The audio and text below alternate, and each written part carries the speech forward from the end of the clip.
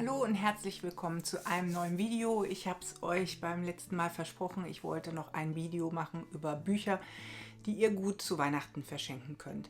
Ich habe euch ein paar mitgebracht und die sind jetzt alle nicht wahnsinnig aktuell, aber wie das bei Büchern oft so ist, sind Bücher ja tatsächlich zeitlos und bei manchem resoniert es auch manchmal erst nach einer gewissen Zeit. Und ich habe mal was zusammengestellt, was ihr vielleicht verschenken könnt an die unterschiedlichsten Leute. Wir fangen mal an.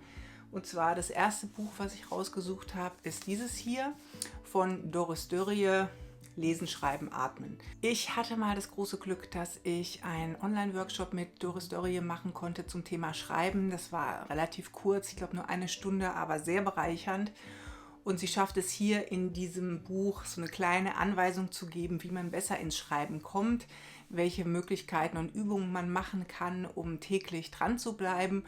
Und gleichzeitig erzählt sie auch autobiografisch von ihrem Schreiben und von ihrer Art, das Leben zu beobachten. Also es ist, wie ich finde, wie alle Bücher von Doris Dörrie ein sehr gelungenes Buch und bietet sich natürlich an jemanden zu verschenken, der eine Affinität zum Schreiben oder auch zum Lesen hat und ist also wirklich eine schöne kleine Buchidee.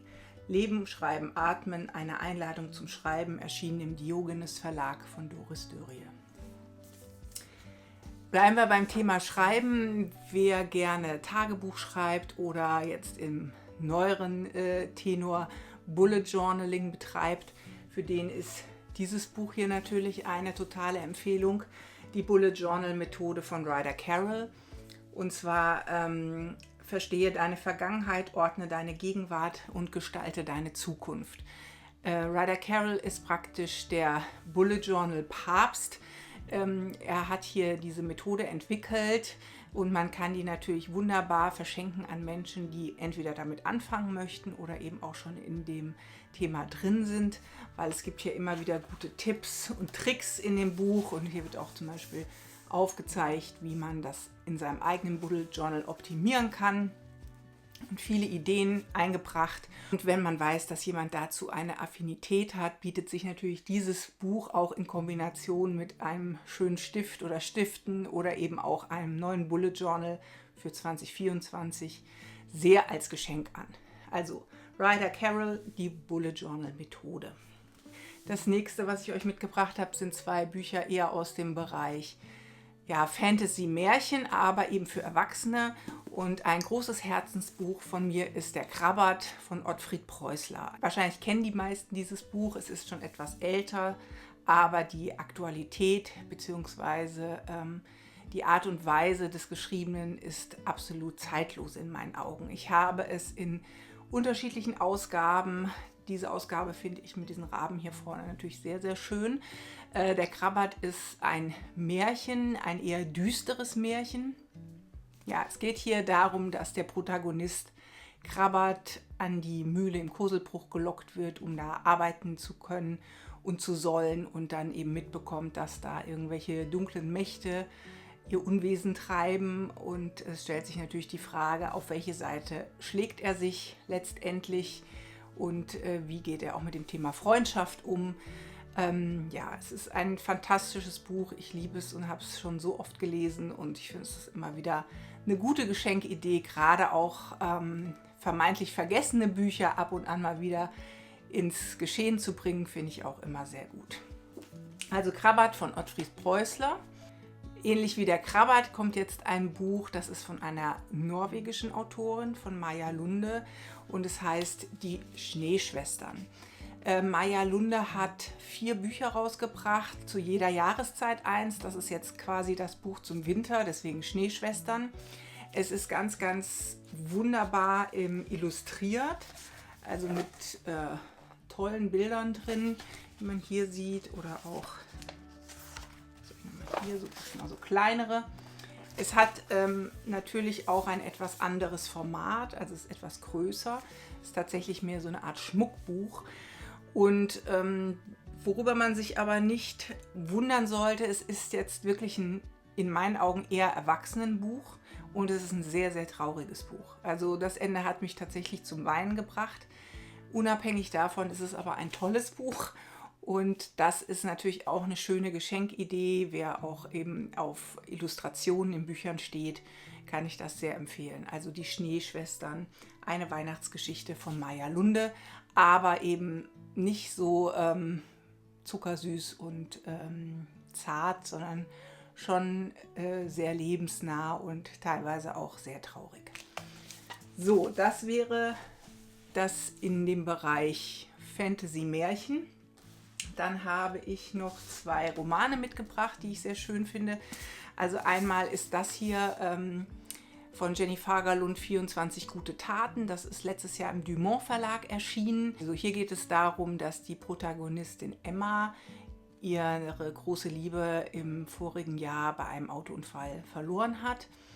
Und sie hat jetzt so einen kleinen Laden übernommen und trifft dann zufällig so einen älteren Mann, dem sie hilft an der Straße, und überlegt sich dann, dass sie jeden Tag quasi wie so eine Art Adventskalender 24 gute Taten begehen will. Und über diese guten Taten entpuppt sich natürlich ein Netzwerk auf einmal an Beziehungen, sie lernt neue Menschen kennen, sie kriegt eine andere Community.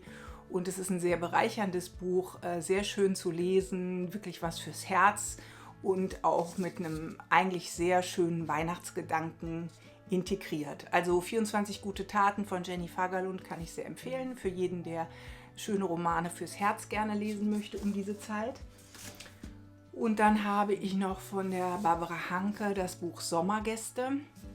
Barbara Hanke ist eine sehr nette Autorin. Ich hatte auch schon das große Glück, sie im Rahmen meines Buchblogs Seitenwandler interviewen zu dürfen. Und das Buch Sommergäste mochte ich sehr gerne. Das ist eine Erzählung, spielt in den 70er Jahren. Das Cover und die Haptik des Buches, also auch relativ dünn und klein, ist ganz toll gelungen. Es geht hier um eine Pension. Wie gesagt, es spielt in den 70er Jahren und es geht hierbei darum, die Besitzerin der Pension hat einen Sohn, Hubert heißt er. Hubert arbeitet einen halben Tag auf der Post und hilft dann so ein bisschen mit in dem Geschehen um die Gäste.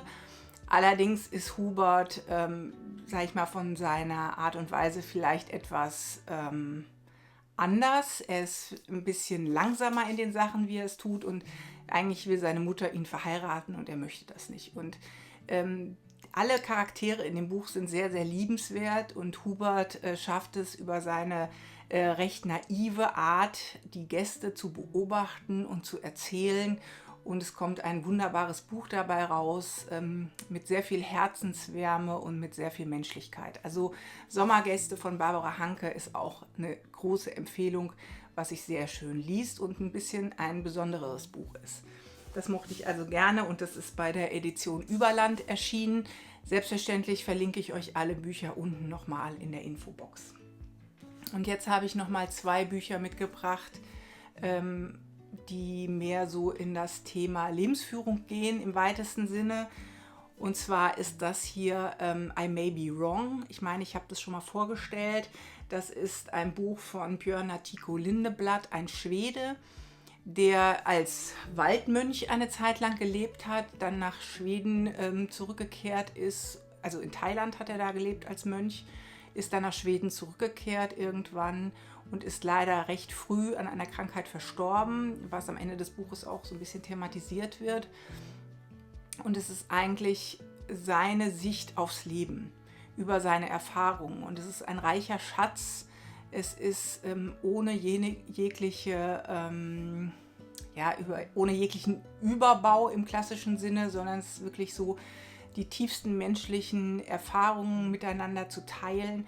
Und es ist ein fantastisches Buch. Also ich habe es letztes Jahr, glaube ich, zwischen den Jahren gelesen und es hat mich wunderbar abgeholt, gerade für diese Zeit zwischen den Jahren, wo man sich so ein bisschen neu ausrichtet und sich ein bisschen auf sich besinnt, ist es eine fantastische Lektüre. Ich habe es jetzt hier in Englisch gelesen, es gibt es aber auch in Deutsch und das kann ich auch als Geschenk sehr empfehlen, weil es eben viele Weisheiten enthält und sehr vom Herzen kommt. Also ein großartiges Buch.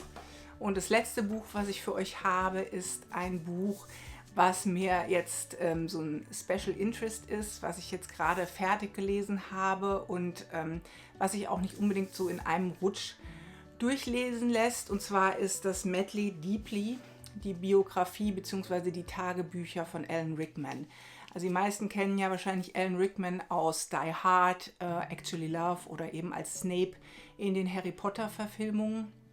Es ist sicher ein Buch, was tatsächlich nur für Hardcore-Fans funktioniert. Ich glaube nicht, dass es das auf Deutsch gibt. Es ist eben hier in Englisch verlegt und es sind tatsächlich Auszüge aus seinen Tagebüchern. Ich glaube ab dem Jahr 1995 oder 96. Im Anhang ist dann noch ein paar Auszüge aus seinen ersten Tagebüchern der 70er Jahre. Und leider ist ja Alan Rickman mittlerweile schon verstorben, ist auch im Anhang noch ein Text von seiner Frau, die dann nochmal so die letzten Tage mit ihm beschreibt. Es ist ein fantastisches Buch und man hat das Gefühl, dass man tatsächlich seine Stimme hört, wenn man es liest. Es sind viele kleine Begegnungen, es sind viele Kleinigkeiten, die jeder Mensch in seinem Leben erlebt. Es ist nichts Spektakuläres. Also da stehen Sachen wie die Dreharbeiten zu seinen Filmen neben, ich weiß nicht, wir haben Wasserschaden in der Küche oder die Renovierer kommen nicht ins Haus, was wir uns in Italien gekauft haben oder also diese ganz normalen Dinge, die jeder normale Mensch eben in seinem Leben erfährt, die mal klappen und mal nicht klappen, parallel zu seinen Erfahrungen in der Filmindustrie. Er ist ein sehr belesener Mensch gewesen, er ist ein sehr guter Denker gewesen tatsächlich. Er hat viele junge Künstler auch protegiert, er hat Regie geführt, er hat Theater gemacht, also er ist ein intellektueller Mensch gewesen im besten Sinne und dieses Buch zeigt eigentlich das gesamte Spektrum seiner Persönlichkeit und es war für mich ist für mich ein ganz besonderes Buch, obwohl es eigentlich nicht spektakulär ist, aber ich mag ihn eben sehr gerne und dieses Buch hat ihn mir als Mensch tatsächlich noch mal näher gebracht. Er hat, bevor er mit der Schauspielerei losgelegt hat, auch eine Ausbildung als Grafikdesigner gemacht und man sieht in den Abdrucken beispielsweise seiner Original-Tagebuchseiten, dass die auch immer wohl sehr, sehr schön gestaltet waren. Respekt an den Editor Alan Taylor, der die Bücher hier zusammengebracht hat und die Schrift hätte ich wahrscheinlich nicht lesen können. Aber es ist, wie gesagt, ein fantastisches Buch, aber es ist natürlich nur ein Buch für jemanden, der Alan Rickman genauso liebt und mag.